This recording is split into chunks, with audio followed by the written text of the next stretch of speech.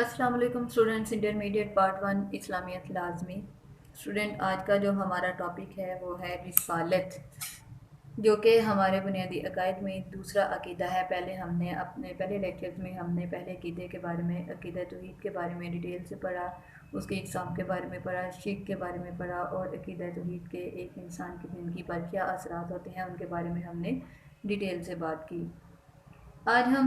इस्लाम के दूसरे अकीदे, जो कि हमारा दूसरा बुनियादी अकीदा है, रिसालत। रिसालत का मतलब होता है पैगाम पहुंचाने वाले। तो रिसालत का लफ्ज़ जो है वो रसूल और नबी के लिए इस्तेमाल होता है। वो रसूल और नबी जिसको अल्लाह ताला ने अपना पैगाम देकर इस दुनिया में भेजा हो, उसे रिसालत का मनसब अदा किया जाता है। तो लिहाजा क्योंकि रिसालत का लफ्ज़ जो है वो रसूल के लिए इस्तेमाल किया जाता है, सबसे पहले मैं आपको डेफिनेशन बता दूँ इसकी कि हमारा इस्लाम का जो बुनियादी दूसरा अकीदा है, अकीदा रिसालत, इससे मुराद ये है कि हज़रत आदम अलैहिस्सलाम से लेकर हज़रत मोहम्मद सल्लल्लाहु अलैहि वसल्लम तक तकरीबन 1,24,000 जो नबी और पैगम्बर इस दुनिया में मबऊस हुए, हमारा उन पर ईमान है कि वो अल्लाह ताला के सच्चे नबी थे, अल्लाह ताला के सच्चे और नेक बंदे थे, और वो अल्लाह ताला का पैगाम जो था वो सही तौर पर इस दुनिया में पहुंचा कर गए। लिहाजा हम देखते हैं कि रिसालत के लघुवी मानी क्या है, पैगाम पहुंचाना, और पैगाम पहुंचाने वाले को रसूल कहा जाता है। यानी जिसको रिसालत दी जाती है, जिसको पैगाम दिया जाता है, उसको रसूल कहा जाता है। कुरान पाक में हज़रत जिब्राइल अलैहिस्सलाम के लिए भी रसूल का लफ्ज़ इस्तेमाल किया गया, क्योंकि वो भी अल्लाह ताला का पैगाम जो थे वो रसूलों तक पहुंचाते थे।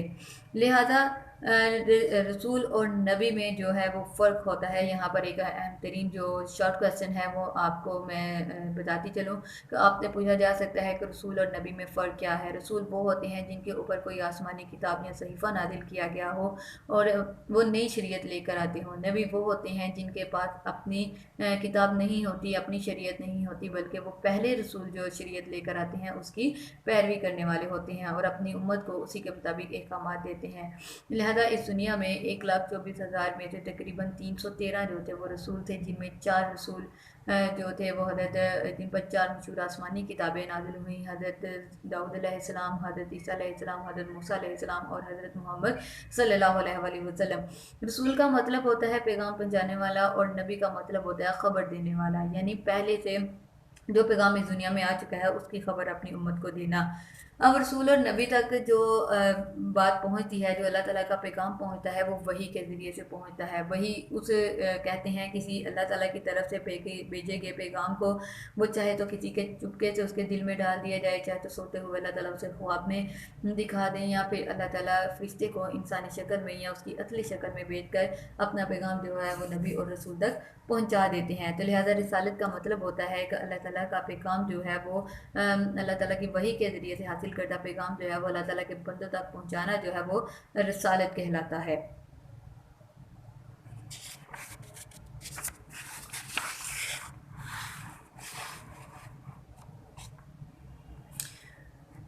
कुरान पाक में कुल 25 अम्बिया अलैहिस्सलाम का जिक्र है, जिनमें सबसे ज़्यादा जिक्र सूरह अन्नाम में 18 अम्बिया का जिक्र किया गया है। अल्लाह ताला फरमाते हैं यहाँ पर सूरह शुरा में,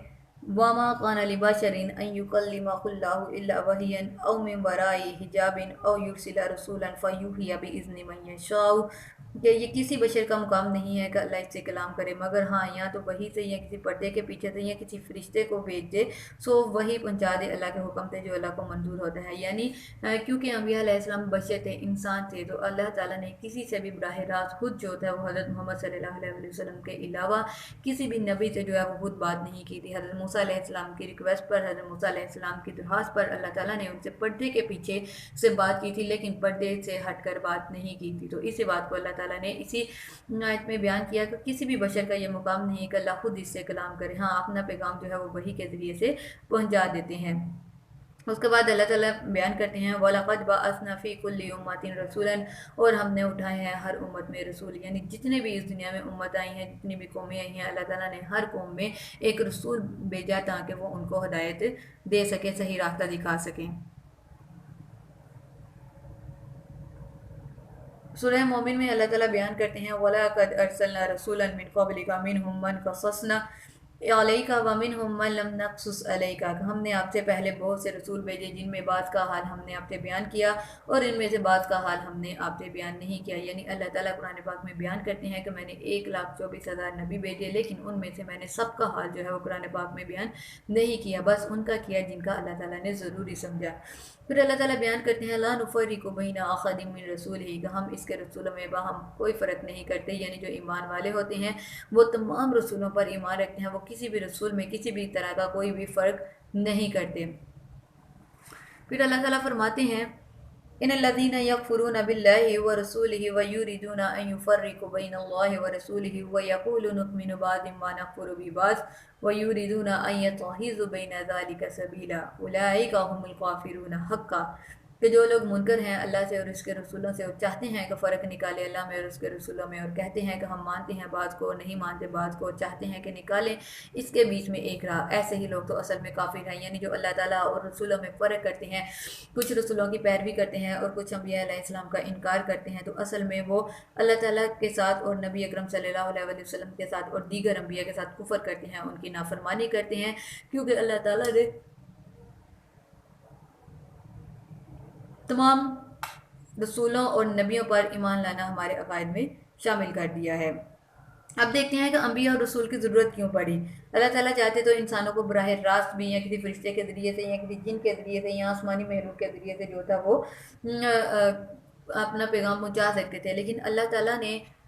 نبیوں کو بشر بنا کر اس لیے بھیجا کیونکہ ایک بشر ہی کسی دوسرے بشر کا جو تقاضا ہے، اس کی جو ضروریات ہیں اس کو اچھی طرح سے سمجھ سکتا ہے۔ فار ایگزامپل اگر اللہ تعالیٰ کسی فرشتے کو رسول بنا کر بھیجتے تو ہم انسان بعد میں یہ بہانہ کر لیتے کہ اس فرشتے نے ان احکامات پر اس لیے عمل کیا کیونکہ وہ فرشتہ تھا، اگر انسان ہوتا تو نہ کر سکتا۔ اس لیے اللہ تعالیٰ نے انسانوں کی دنیا میں رسول انسانوں کو ہی بنا کر بھیجا تاکہ وہ انسانوں کے جیسے تمام احکامات پر عمل کر کے انسانوں کے لیے مشعل راہ دستیاب کر سکیں۔ اللہ تعالیٰ اسی کے بارے میں فرماتے ہیں وَأَنزَلْنَا إِلَيْكَ الذِّكْرَ لِتُبَيِّنَ لِلنَّاسِ مَا نُزِّلَ إِلَيْهِمْ، اور اتاری ہم نے تجھ پر یہ یادداشت کہ تو کھول دے لوگوں کے سامنے وہ چیز جو اتری ان کے واسطے۔ یہ یادداشت سے مراد قرآن پاک کا اللہ تعالیٰ نبی اکرم صلی اللہ علیہ وسلم سے مخاطب ہو کر بیان کرتے ہیں کہ ہم نے تمہارے اوپر یہ یادداشت یعنی قرآن پاک نازل کر دیا ہے کہ جو بھی اس میں بیان کیا گیا ہے تو لوگوں کے سامنے اس کو کھول کر واضح طور پر جو ہے وہ بیان کر دے۔ لہذا رسول اکرم صلی اللہ علیہ وسلم نے خود اپنی زندگی میں قرآن کے جتنے بھی احکامات تھے ان پر عملی مظاہرہ کر کے دکھایا۔ یہی نہیں کہ اپنے طرف پیغام سنا دیتے تھے بلکہ خود اس پیغام پر اپنے انسانی طریقے کے ساتھ اس پر عمل کر کے بھی دکھاتے تھے۔ لہذا پیغام الہی فرشتوں کے ذریعے بھی بھیجا جا سکتا تھا، اللہ تعالیٰ کسی فرشتے کو بھی جو تھے وہ رسول بنا کر بھیج سکتے تھے، مگر محض پیغام بھیجنے سے مقصد پورا نہیں ہوتا تھا بلکہ اس پیغام کو عملی صورت میں انسانوں کے سامنے پورا کر کے دکھانا، واضح کر کے دکھانا جو تھا یہ اصل ذمہ داری تھی۔ اس لیے اللہ تعالیٰ نے انبیاء اور رسول جو تھے وہ انسانوں میں انسانوں کی ہی شکل میں بھیجے کہ انسانوں کو ان احکامات کو پورا کرنے میں جو دشواریاں ہو سکتی ہیں، جو مشکلات ہو سکتی ہیں، وہ نبی جو ہیں وہ ان پر عمل کر کے ان کو بظاہری طور پر پریکٹیکلی طور پر ان کو دور کر کے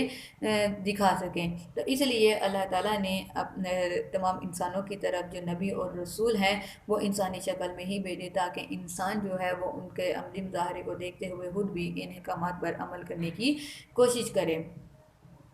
تو ہمارا یہ آج کا ٹاپک جو تھا یہ یہیں پر کلیئر ہوتا ہے، جس میں ہم نے رسالت کے بارے میں اور اللہ تعالیٰ نے نبی اور رسول کیوں بھیجے اس کے بارے میں ڈیٹیل سے پڑھا۔ خدا حافظ۔ ویڈیو پسند آئی تو لائک کریں، اپنی رائے کمنٹ کریں، ایسے ہی مزید ویڈیوز کے لیے ہمارا چینل سبسکرائب کریں اور بیل کا آئیکن دبائیں تاکہ آپ کو ہر ویڈیو کا نوٹیفیکیشن ملتا رہے۔